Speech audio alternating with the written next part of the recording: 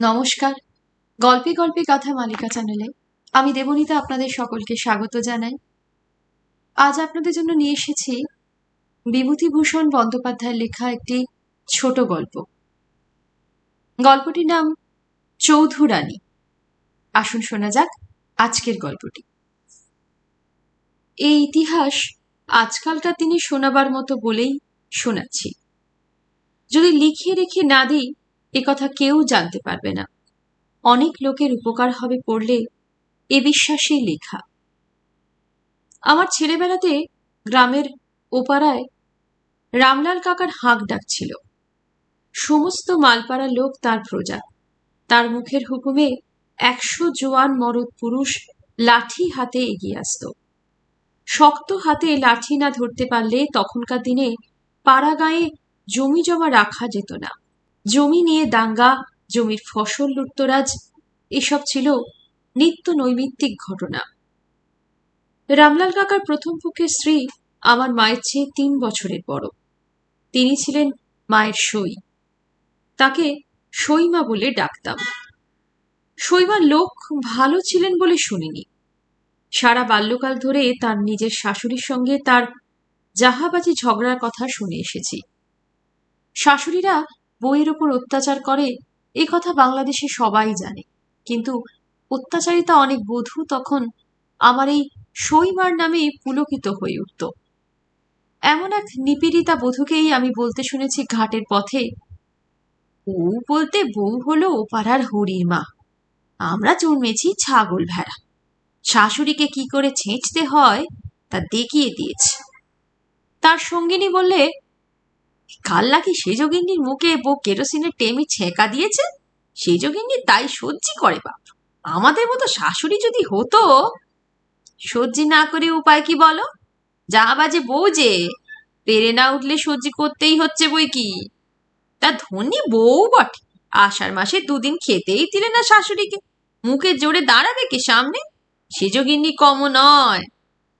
শাশুড়ির সঙ্গে ঝগড়া করবার সময় রণরঙ্গিনী মূর্তি ধরে, অমন বউ ঘরে ঘরে হলে শাশুড়িরা জব্দ। আমরা পারি নে বাপ, ভয় করে, সেই জন্যই ঝাঁটালাতি খাচ্ছি উঠতে বসতে। কাল হয়েছে কি, মুগের ডাল রোদে দেওয়া ছিল, বৃষ্টি এসেছে কখন দেখতে পাইনি, খুকি কাঁথা সেলাই করছি, সে কি গালাগাল।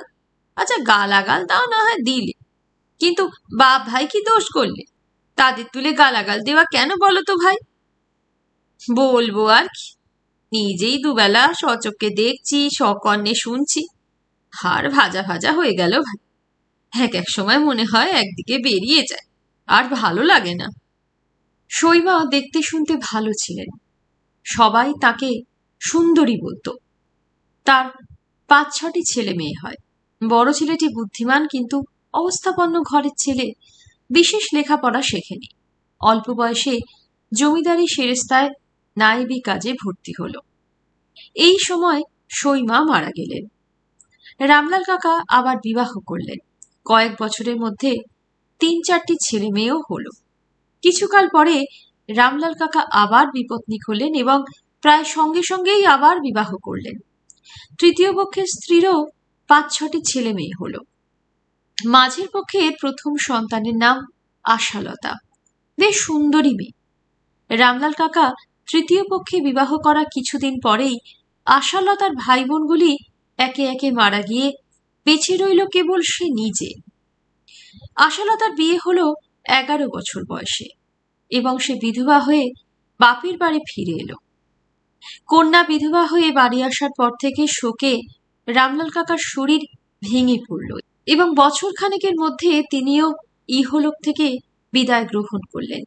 এর মুখ্য কারণ কন্যার বৈধব্য নয়, কেননা রামলাল কাকার মৃত্যু হয়েছিল বসন্ত রোগে। ভূমিকা এই পর্যন্ত। এখন আসল কাহিনী শুরু করা যাক। আমাদের এই ইতিহাস প্রধানত আশালতার ইতিহাস। ব্যাপারটি এখন দাঁড়িয়েছে যা, তা এখানে আর একবার বলি।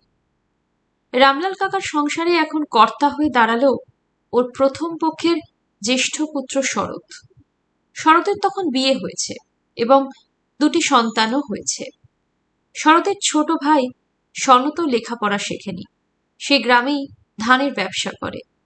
প্রথম পক্ষের মেয়ে কটির বিবাহ হয়ে গিয়েছে, তারা সকলেই শ্বশুরবাড়ি। রামলাল কাকা তৃতীয় পক্ষের ছেলে মেয়েগুলির বয়স কম। বড়টি ছেলে, তার বয়স এই সময় ৮। রামলাল কাকা সম্পত্তিওয়ালা লোক ছিলেন। বড় ছেলে শরৎ এমন দুষ্টু ফন্দি সব আটতে লাগলো যাতে তার নাবালক বৈমাত্রেয় ভাই বোনগুলি সম্পত্তির উপসত্ত্ব থেকে বঞ্চিত হয়। বিমাতার কোনো কথা এ সংসারে খাটে না, তার বয়সও খুব বেশি কিছু নয়। শরৎ জমি মৌরসি বন্দোবস্ত করতে লাগলো মোটা টাকা নিয়ে, পুকুর জমা দিতে লাগলো নিকিরিদের কাছে মোটা টাকা নিয়ে, গোলার ধান বিক্রি করে ফেলতে লাগলো আড়তদারদের কাছে, তাতে পেতে লাগলো মোটা টাকা। গাছের নারকোল সুপুরি বিক্রি করতে লাগলো কলকাতায় যারা মাল চালান দেয় তাদের কাছে।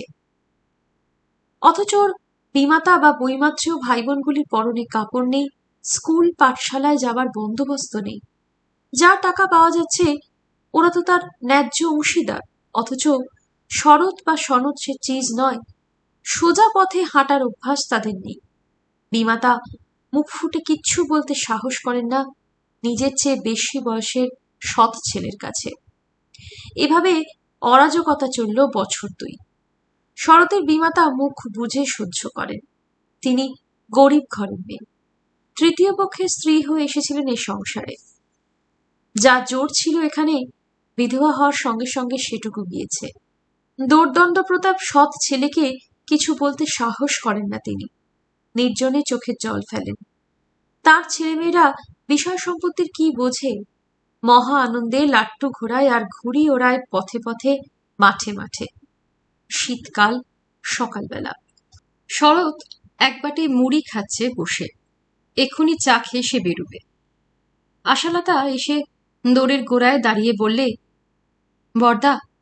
শরৎ মুখ তুলে বললে, কিরে, একটা কথা তোমায় বলবো। কি? বল তাড়াতাড়ি, আমার সময় নেই, কাছারিতে বেরোতে হবে এখুনি। তুমি বাগদিপাড়ার জমি বন্দোবস্ত করেছো কত টাকায়? কবে? এই যে সেদিন করে এলে, বৌদিদির হাতে টাকা এনে দিলে। কেন, অত খোঁজে তোমার দরকার কি? আশালতা মুখ গম্ভীর করে দাদার সামনে এসে দাঁড়ালো। সুন্দরী মেয়ে, নিরাভরণ বিধবার বেশ। চাপার আগে ওর মুখ রাঙা হয়ে উঠেছে। বললে, দাদা, আজ আমি যে কথা বলতে এসেছি শোন। তুমি ওরকম করে বিধু নিধুকে ফাঁকি দিতে পারবে না বলে দিচ্ছি। শরৎ অবাক হয়ে মুখের দিকে চেয়ে রইল। এমন কথা যে আশালতা তাকে বলতে পারে এটাই সে বিশ্বাস করতে পারছিল না তখনও। অতটুকু মেয়ে আশালতা। পরক্ষণেই রাগে ও বিস্ময়ে তার মুখ দিয়ে কথা বেরোতে গিয়ে আটকে রইল খানিকক্ষণ। যখন কথাটা বেরিয়ে এলো অবশেষে তা বড় অসংলগ্ন হয়ে পড়ল, তার মানে বোঝা গেল না। কি? জমিকার টাকা বিধু নিধুকে ফাঁকি মানে? শোনো দাদা, বিধু নিধু আছে, ওদের ৩টি বোন আছে, ওদের তুমি দেখো না। মা ভালো মানুষ, তিনি কিছু বলতে পারেন না। ওদের পরনে না আছে কাপড়, না গায়ে একটা জামা। মায়ের একখানা থান, তাই শুকিয়ে নেয়। বিধু বড় হয়েছে, ওকে স্কুলে দিলে না। ওরা সব খাবে কি এরপরে? কি খাবে সে আমি কি জানি? আমারই বা কি দায় পড়েছে বিদুর পড়া নিয়ে মাথা ঘামাবার? বাবা থাকতেই তো আমাকে আর সনদকে পৃথক করে দিয়ে গিয়েছেন। কিন্তু সেসব কথার কি দরকার এখন জিজ্ঞেস করি? তোমার সে সর্দারি করার দরকার কি? আশালতা দৃঢ়স্বরে বললে, সর্দারি করিনি দাদা, কিন্তু না বলেও আর পারছি না। মা কিছু বলেন না, কিন্তু এইটুকু তো বোঝেন যে বিধু নিধু ফাঁকে পড়ছে।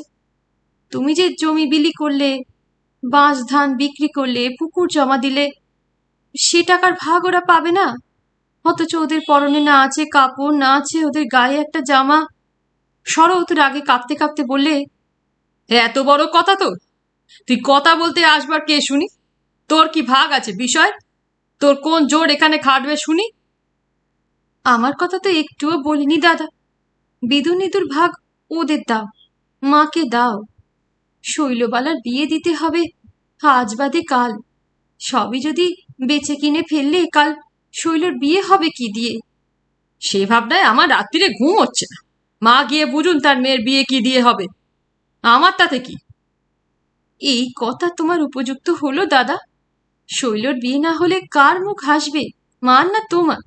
লোকে বলবে অমুকের বোনের বিয়ে হলো না, ধুমসি করে ঘরে রেখেছে। রাগ করো না দাদা, তোমার পায়ে পড়ি। আমার কিছু চাইনি, একবেলা দুটো আলো চালের ভাত, একখানা কাপড়। কিন্তু বিদু নিদুকে স্কুলে দাও, এরপর ওরা করে খাবে কি? তোমারই দোষ দেবে লোকে, আমাকে কেউ বলতে আসবে না। ভেবে দেখো।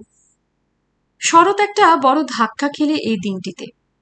এতদিন তার বিশ্বাস ছিল সে যখন সংসারের কর্তা, সে যা করবে তাই হবে। অবশ্যই বাবা তাকেও সনদকে পৃথক করে দিয়ে গিয়েছেন, কিন্তু হঠাৎ পরলোক গমন করাতে পাকাপাকি কিছু করে যেতে পারেননি বিষয় আশয়ের। নগদ টাকার দরকার হলেই জমি বিলি, ধান বিক্রি, ইচ্ছা মতো খাজনা আদায় ইত্যাদি করলে বাধা দিচ্ছে কে তাকে? বিমাতা বাধা দিতে সাহস করবেন না, হাবদা গোবদা ভীতু মানুষ। আজ সে দেখলে এমন একজন আছে যে তার আঙুল উঁচিয়েছে ওর ইচ্ছার বিরুদ্ধে, ওর খেয়াল খুশির বিপক্ষে। আর সে কিনা আশালতা, যাকে কাল দত্তমশার পাঠশালাতে হাত ধরে জোর করে নিয়ে গিয়ে বসিয়ে রেখে এসেছে, কেননা ও পাঠশালায় যাবার নামে কেঁদে আড়ষ্ট হয়ে যেত। সেদিন সন্ধ্যাবেলা ছোট ভাই সনদকে ডেকে বললে, আশার কাণ্ড শুনেছিস? কি, ও নাকি আমাকে ডেকে নেবে, আমি নাকি বিধু নিধুকে ফাঁকি দিয়ে বিষয় আশার বিলি ব্যবস্থা করছি, ওইটুকু মেয়ের এত বড় আস্পর্ধা? তাই তো, এর একটা বিহিত করতে হবে সনদ। আশার কি জোর খাটে এ সংসারে? তা বলে দেখো, তুইও বলবি, আমার সঙ্গেই বলবি। বেশ, কালই সকালে বলা যাবে, ওকে তাড়িয়ে তবে আর কাজ। বড্ড বার বেড়েছে ওর, আমাকে একেবারে অবাক করে দিয়েছে আজ। আমি বলবো এখন বুঝিয়ে বুঝিয়ে টুজিয়ে বলার কিছু নেই, ওকে বিদায় করে দেবো কালই। বেশ। সনদ তখন দিব্যি রাজি হয়ে গেল, কিন্তু সকালে এসে বললে, দাদা, ওই যে কাল বলছিলে আশাকে বলবার কথা না? হ্যাঁ, তা কি? আমি ওসব পারবো না, তুমি যা হয় করো। সে হবে না, তোকেও বলতে হবে। আমি ভেবে দেখলাম ওসব কথার মধ্যে আমার না থাকাই ভালো। তুই আমাকে ভয় করিস না মাকে ভয় করিস? কাউকে ভয় করিনি, মা আমাদের দুজনকেই ভয় করে চলে দাদা, সে তুমি জানো। মা সাতেও নেই পাঁচেও নেই, নিরীহ প্রাণী, তাকে আবার ভয় করবার কি আছে? তবে তুই কেন বলবি না আশাকে? না দাদা, আশা আমাদের কোল পোচা বোনটা, ওর মা নেই, বাপ নেই, স্বামী পুত্তুর নেই, আমি ওকে ওসব কথা বলতে পারবো না। শরৎ মুশকিলে পড়ে গেল। দুই ভাই একযোগে কাজ করলে যে জোর পৌঁছতো, সে তো পৌঁছলও না। তার উপর সে দেখলে আশার ব্যাপার নিয়ে বাড়াবাড়ি করতে গেলে সনতের সঙ্গে মনোমালিন্য হওয়া বোধহয় বিচিত্র নয়। সনদ এত দরদ দেখাবে আশার ওপর তা কে জানে? একেবারে গদগদ গোদাবরী, বলিহারি। কিন্তু শরতের এ ধারণা ভুলও বটে, আবার নয়ও বটে। সেদিনই সনদ আশাকে সিঁড়ির নিচে ঘরের নির্জনে ডেকে বললে, তুই কি বলেছিস দাদাকে? কেন, কি বলবো? চোখ রাঙিয়েছিস শুনলাম। ওমা, মাথা করবো তোর সামনে ছোটদা? আমি চোখ রাঙাবো দাদাকে? আমি ন্যায্য কথা বলেছি। কি কথা শুনি?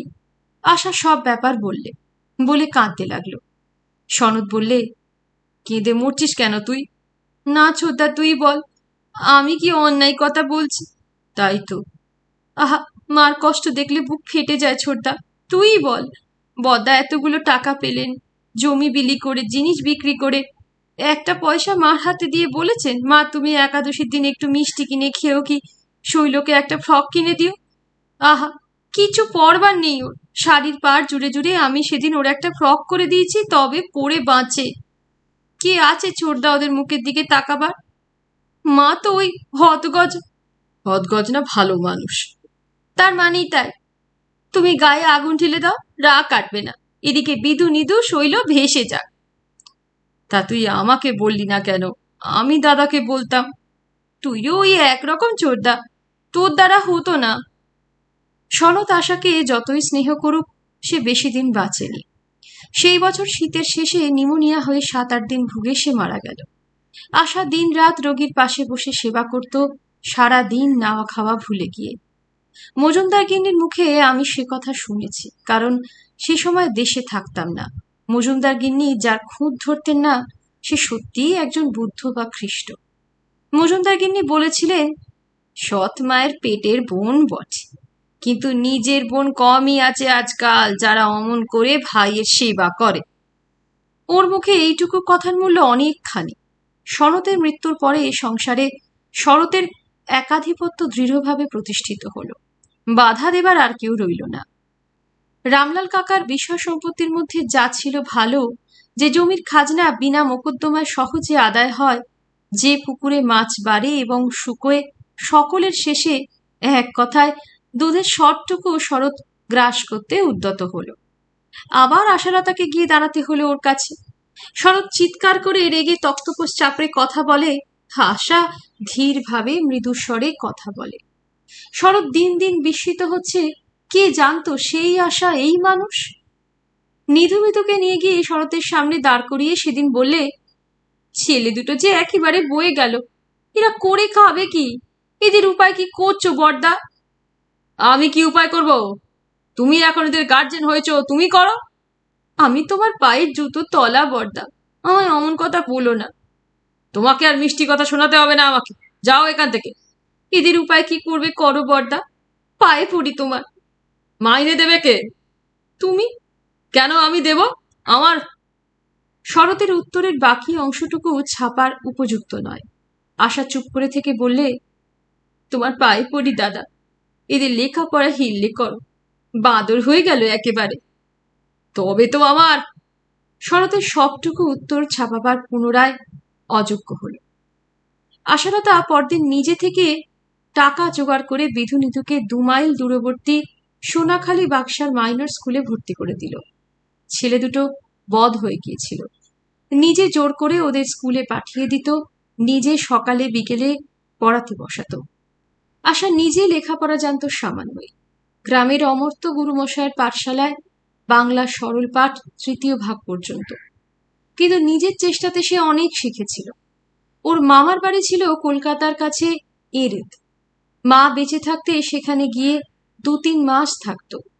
এরেদ থেকে একবার মামিমার সঙ্গে দক্ষিণেশ্বর গিয়েছিল, রামকৃষ্ণ পরমহংসের কথা শুনেছিল। আমি অন্তত ওর কাছে একখানা কথামৃত দেখেছি। আশা রামায়ণ মহাভারত পড়ত, গীতা 2 বেলা করে পড়ত, বাংলা কবিতা কিছু কিছু পড়ত। সৎ মাকে বলতো, নিধু খুব বুদ্ধিমান মা, ও পড়ালে মানুষ হবে। মা বলতো, বিদুকে কেমন দেখলি? বুদ্ধি নেই এর মতো, তবে কিছু হবেই, তুই চেষ্টা কর, হয়ে যাবে। আশা যেন উঠে পড়ে লেগে গেল নিধুকে মানুষ করতে। শয়নে স্বপনে ওর এই এক ভাবনা।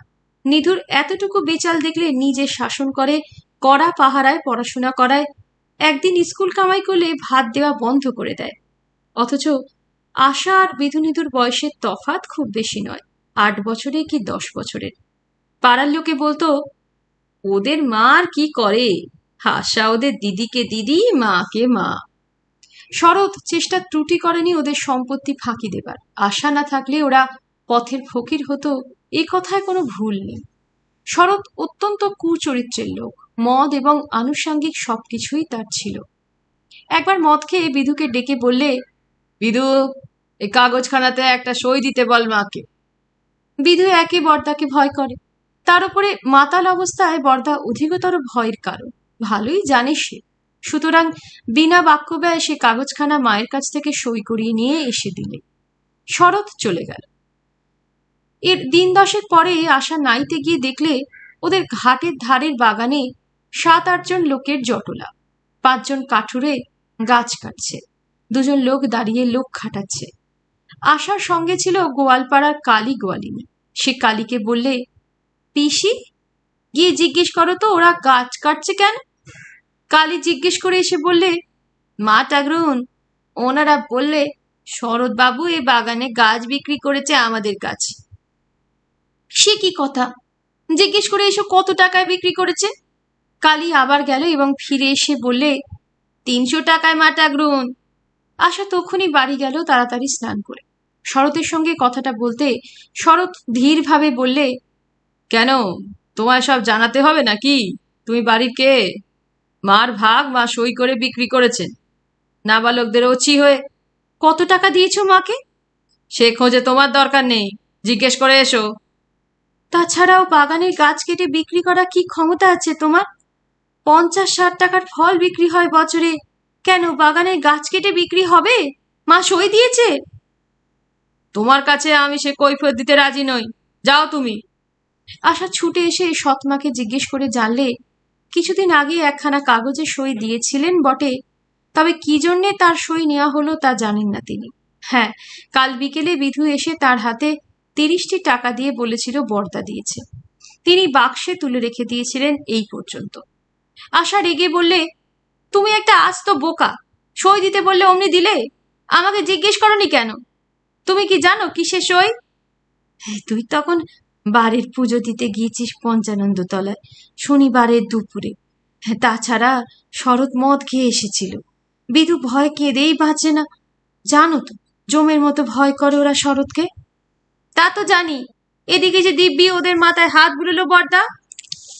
300 টাকার বাগান বিক্রি করেছে, আর 3 ভাগের 1 ভাগ 100 টাকা তুমি পাবে, সেই জায়গায় 30টি টাকা ঠেকিয়েছে মোটে। উহ, কি অন্যায় কাজ বর্দার! বোকা বুঝিয়ে দিয়েছে 30 টাকা দিয়ে। তুমি জিজ্ঞেস করলে না কেন এই টাকা কিসের? আচ্ছা মা, এত বোকা হলে মানুষ সংসার করতে পারে? বিধু নিধু যখন বতে বসবে তখন মজা টের পাবে কে শুনি, তুমি না আমি? আশা গিয়ে তুমুল ঝগড়া বাঁধালে শরতের সঙ্গে। ফাঁকি দিয়ে গাছগুলো এইভাবে জলাঞ্জলি দেওয়া, মায়ের টাকার ভাগই বা দেওয়া হয়েছে কই? শরৎ তাচ্ছিল্যের সুরে বললে, যা যা যা পারিস্তি করগে। আশা রাঙা মুখে বললে, বর্দা, তুমি এখনো চেনোনি আমায়। বিধু নিধুকে আর এই বোকাশোকা মাকে ফাঁকি দিতে পারো, কিন্তু আমায় পারবে না। এই চললাম বাগানে, দেখি কার সাধ্যি বাগানের গাছ কেটে নিয়ে যায়। আয় তো বিধু আমার সঙ্গে, এখনো এত অরাজক হয়নি দেশে বর্দা। আশা গিয়ে বাগানে যারা গাছ কাটছিল বিধুকে দিয়ে তাদের বারণ করে পাঠালে। গাছ বিক্রি করা হয়নি বিধুদের অংশে, বাগানের গাছে কেউ যেন হাত না দেয়। আশার চেহারার মধ্যে এমন কি একটা জিনিস ছিল সকলে সমীহ করে চলত। তারা টাকা দিয়ে দলিল লেখাপড়া করে নিয়েছিল আগেই, তবুও আশার কথায় গাছ কাটা বন্ধ করলে। শেষ পর্যন্ত শরতের কাছ থেকে টাকা ফেরত নিয়ে চলে যেতে বাধ্য হলো তারা। এইসব ব্যাপারে শরৎ ক্রমে আশার মহাশত্রু হয়ে উঠল। ওর ওপরে নানা নির্যাতন শুরু হলো, এমনকি বড় ভাই হয়ে বোনের নামে হীন কুৎসা রটাতেও দ্বিধা করলে না। আশা শরতের কাছে গিয়ে বললে, বর্দা, তুমি আমার নামে গাঙ্গুলি কাকার কাছে এইসব কি বলে এসেছ? শরৎ মন দিয়ে হাঁসের পেনের ডগা কাটছিল। শরতের স্ত্রী সামনে দাঁড়িয়ে চায়ের পেয়ালা হাতে। শরৎ ওর দিকে চেয়ে ভুরু কুচকে বললে, কেন এখানে এসেছিস? বলবো না তুই বড্ড সতী, তা জানতে আমার বাকি নেই? কেন, কি করেছি আমি? শরতের উত্তর ছাপাবার অযোগ্য।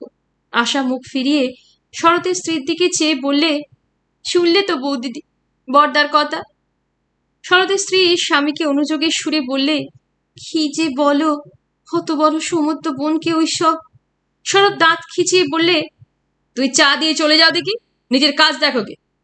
শরতের স্ত্রী ইশারায় আশাকে চলে যেতে বলে সেখান থেকে সরে গেল। আশা সে কথা শুনলে না। দুজনে ধুমধুমার ঝগড়া বেঁধে গেল। পাড়ার লোকে উকি ঝুঁকি মারতে লাগলো। আশাকে অনেক অপমানজনক কটূক্তি শুনতে হলো শরতের মুখে। শেষ পর্যন্ত শরতের স্ত্রী হাত ধরে সেখান থেকে টেনে নিয়ে গেল। আশার চোখ দিয়ে জল বেরিয়ে গিয়েছিল। আঁচল দিয়ে চোখ মুছতে মুছতে বললে, দেখো দেখি বৌদি, কি সব কথা যে উনি বলেন। শুনছিলে তো বৌদিদি, আমি নাকি। তুমি ও বাড়ি চলে যাও ঠাকুরজি, কেন মিথ্যে অপমান হওয়া?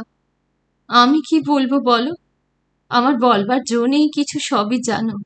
খিড়কি দরজা দিয়ে চলে যাও। কিছুতেই কিন্তু আশাকে দমানো গেল না। সে ডানা দিয়ে আগলে রেখে দিলে বিধু নিধু শৈলকে নয়, শুধু তাদের মাকে পর্যন্ত, যদিও ওর মা তার চেয়ে বয়সে অনেক বড়। গ্রামের লোকে আশাকে শ্রদ্ধার চোখে দেখত। অনেকে অনেক রকম সাহায্য পেত আশার কাছ থেকে। কারো আতুরে রাত জাগতে হলে আসা, কোনো যজ্ঞী বাড়িতে রান্না করতে আসা, কারো বাড়ির ডাল বেটে দেওয়ার সময় আসা। সারা গাঁ খানার যে কোনো বিপদে আশাকে সবাই স্মরণ করবে এবং পাবেও। পাবে ঠিকই, ঘড়ির কাঁটার মতো পাবে। কখনো নিরাশ করেনি কাউকে। সেবার বৃদ্ধ বেনি হালদার ওকে বললেন, দিদি, একটা উপকার করতে হচ্ছে। রাতে কষ্ট পাচ্ছি, একটু দুধ পেলে খেতাম। দুধ পাওয়া যায় না, আমি গরিব, আমাকে কেউ দেয়ও না। ছনু বষ্টমের গায়ে দুধ দিচ্ছে। তুমি গিয়ে বলে কয়ে যদি 1 পোয়া করে দুধ দৈনিক যোগান দেওয়ানোর ব্যবস্থা করতে পারো। দাদু, আপনার ভাত রেঁধে দেয় কে? জম, কে দেবে দিদি? এ গায়ে কি কেউ কারোর দিকে তাকায়? তোমার দিদি মারা গিয়েছে আজ 6 বছর। এই 6 বছরই হাঁড়ি ঠেলছি। ছেলে নেই, মেয়ে থাকে শ্বশুর বাড়ি।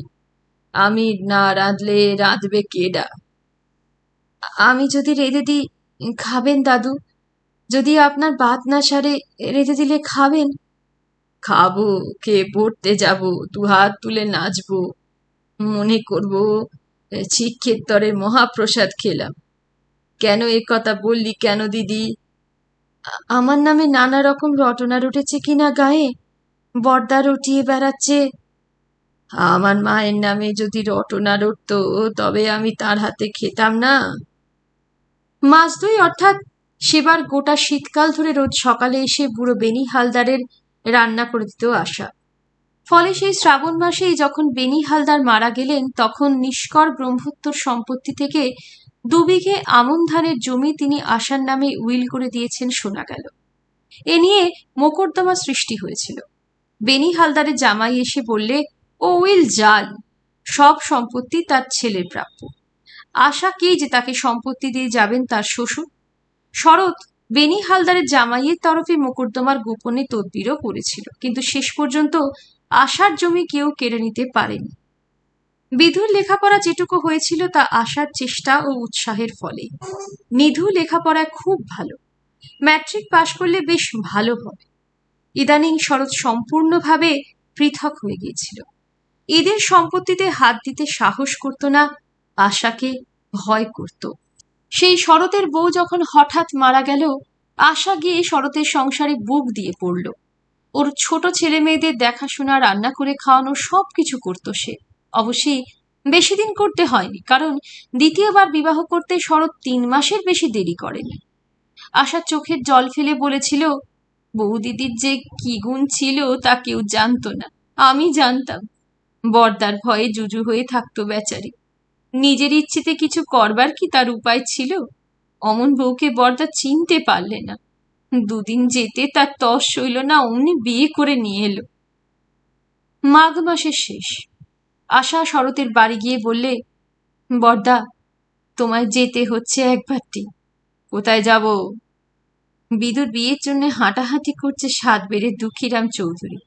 একবার গিয়ে মেয়ে দেখে এসো। আমি যাব? তবে কে যাবে বলো? তুমি আমাদের মাতার মণি, বংশের বড় ছেলে, আমাদের সকলের অভিভাবক। তুমি যা ঠিক করবে ওর বিয়ের বিষয় তাই হবে। যাও গিয়ে দেখে এসো বর্দা। শরৎ খুশি হয়ে মেয়ে দেখে এসে সব ঠিকঠাক করলে বিয়ের ব্যাপারে। ফাল্গুন মাসে বিধুর বিয়ে হয়ে গেল। বৈশাখ মাসে সরাটি ফুলসরার 5 আনি জমিদার বাড়ি থেকে নিধুর বিয়ের সম্বন্ধ এলো। কেননা নিধু ভালো ছেলে, সেবার আইএ পরীক্ষা দেবে। আশা আবার গিয়ে শরৎকে ধরলে। শরৎকে বললে, বর্দা, বিয়ে তুমি দিয়ে দিও যদি মেয়ে ভালো হয়, কিন্তু নিধুকে যেন তারা আরো পড়ান। পয়সা করি আমাদের দিতে হবে না তাকে। মেয়ের বাবাকে এই কথাটা বলো বর্দা। নিধুর বিয়ে হয়ে গেল এখানে। ওরা নিধুকে বিয়ে পড়াবার খরচ দিতে লাগলো। যেবার নিধু বিয়ে পাশ করে শ্বশুরের যত্নে MA আর আইন পড়তে ভর্তি হলো ইউনিভার্সিটিতে, আশা সেবার খুব অসুখে পড়ল। ভাদ্র মাসের শেষ, খুব বর্ষা। নিধু কলকাতায়, বিধু মিরপুরের জমিদারি কাছারিতে কাজ করে। সস্ত্রীক সেখানেই থাকে। বাড়িতে কেবল বিধুর মা আর ওদের সকলের ছোট অবিবাহিতা বোন দুলা। আশা ডাক্তার ডাকতে দেবে না। বিধু সামান্য রোজগার করে, ডাক্তারে খরচ পাবে কোথায়? এমনি সেরে যাবে।